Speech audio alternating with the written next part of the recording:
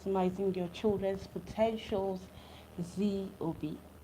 And today I bring to you another interesting topic, and that is 7 indispensable strategies for raising a lifelong learner.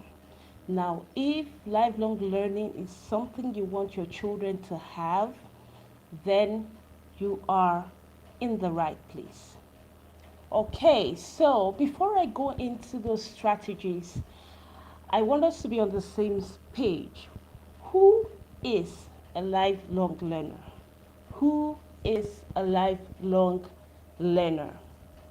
Now, lifelong learning, or what is lifelong learning? Lifelong learning is a form of self initiated education focused on personal development.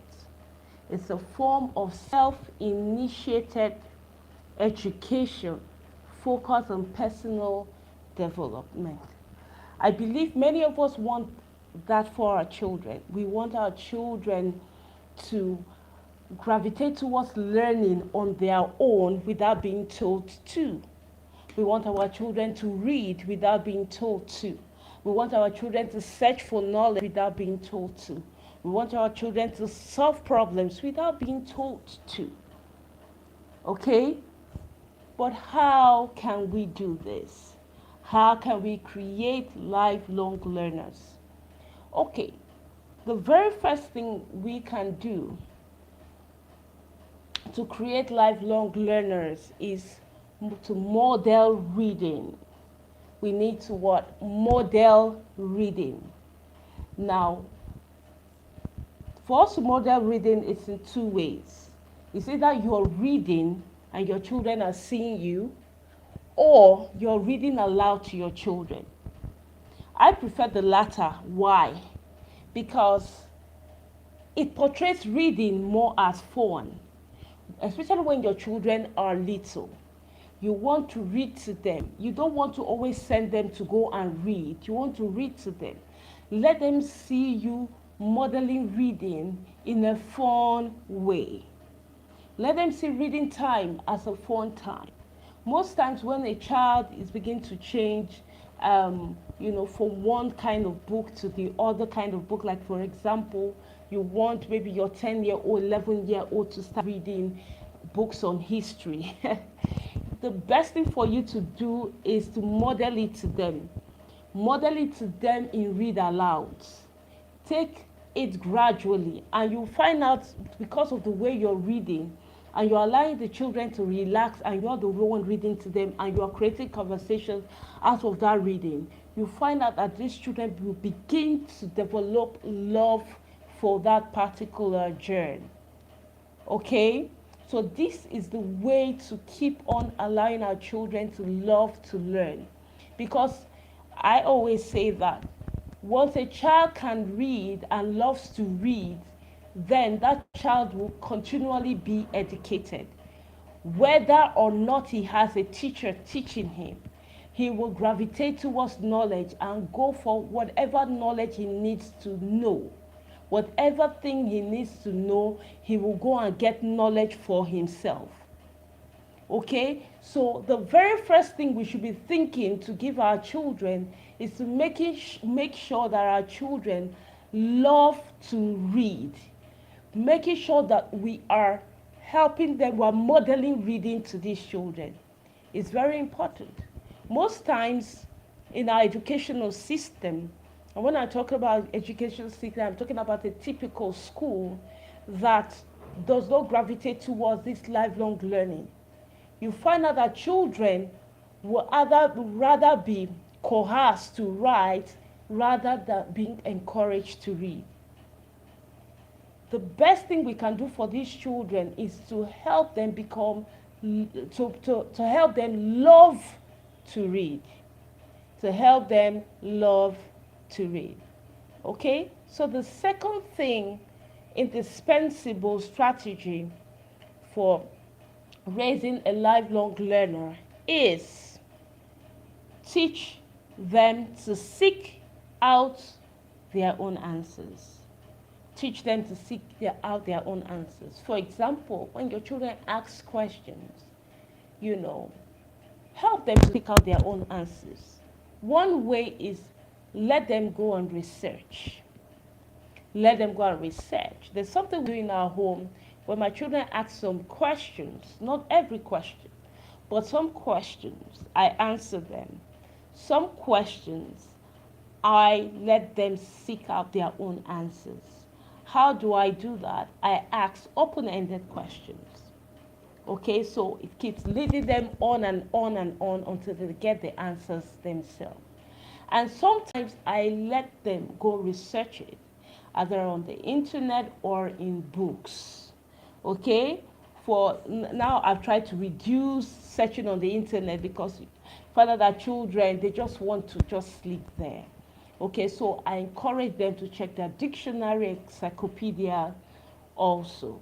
Okay, so that's another indispensable way, indispensable strategy you can use to create a lifelong learner. Another one is don't make learning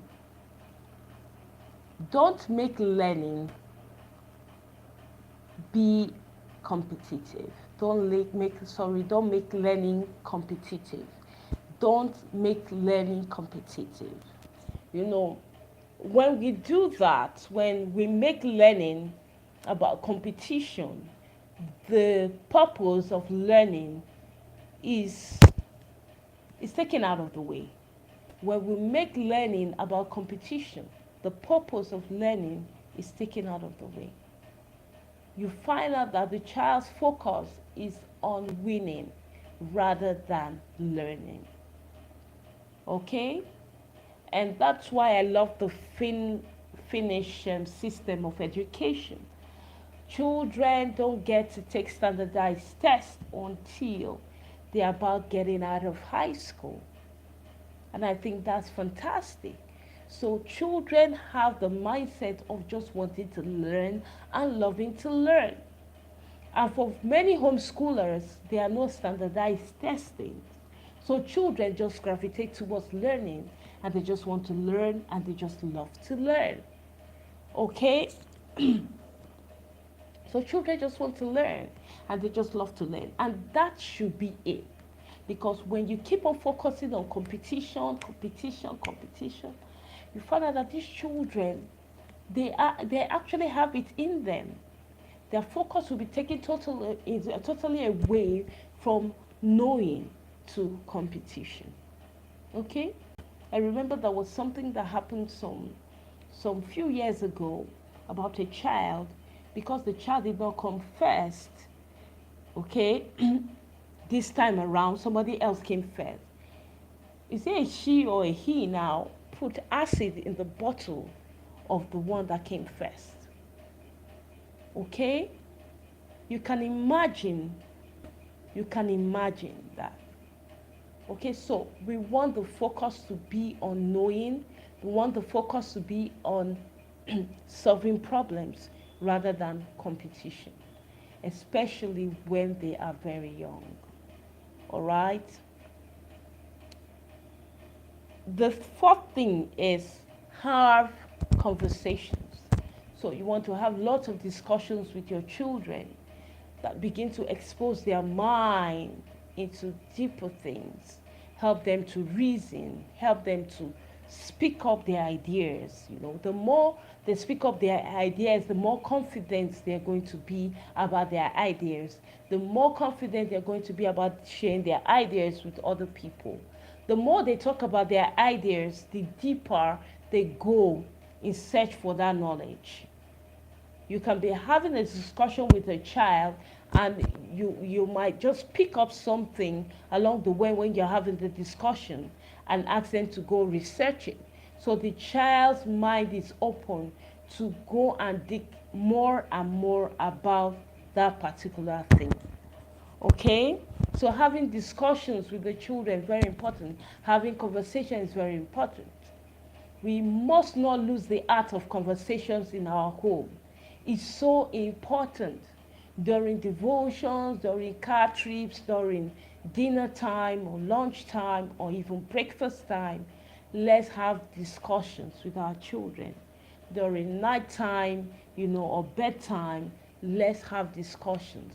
When we have discussions with our children, it begins to help them be more confident about their ideas, and the more they want to know about those ideas.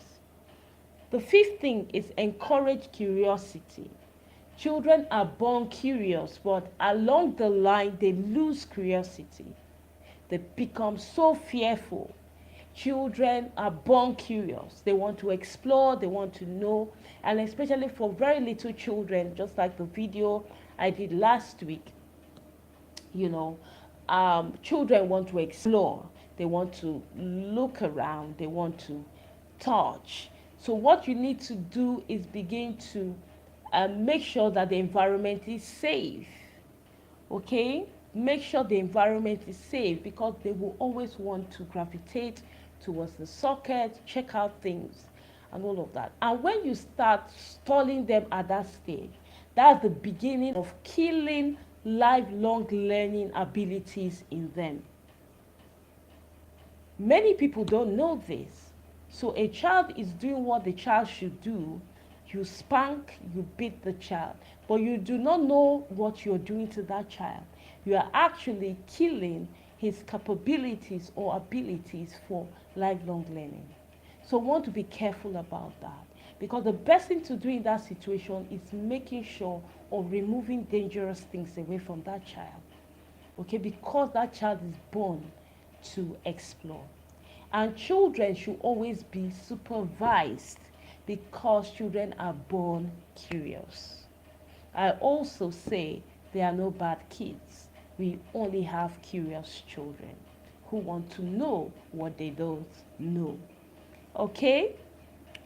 All right. So the sixth one is let the children lead their learning.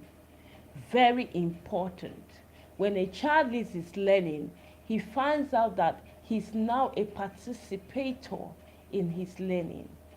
Okay? Let children lead their learning. Very important.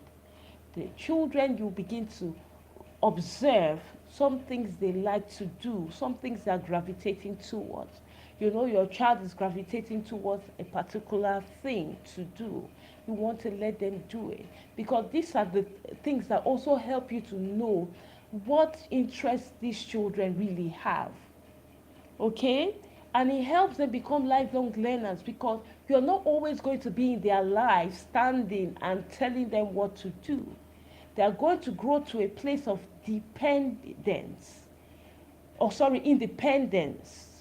So you want to begin to use these opportunities for them to have and trust in what they can do or their choices.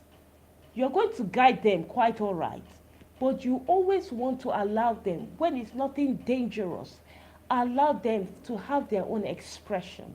This is another fantastic way of raising a lifelong learner.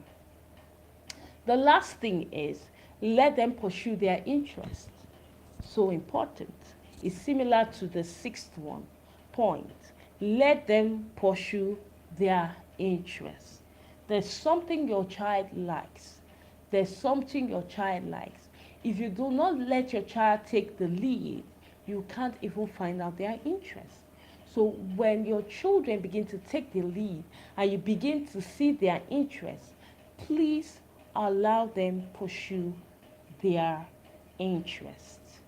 Allow them pursue, especially when it's not dangerous or when it's not anti-God. Allow them to pursue their interests. Okay.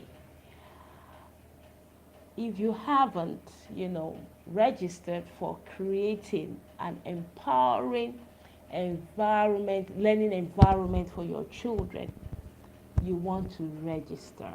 There's still an opportunity for you to register. So I will drop the link in the comments, in the description box. So see you next time. Bye.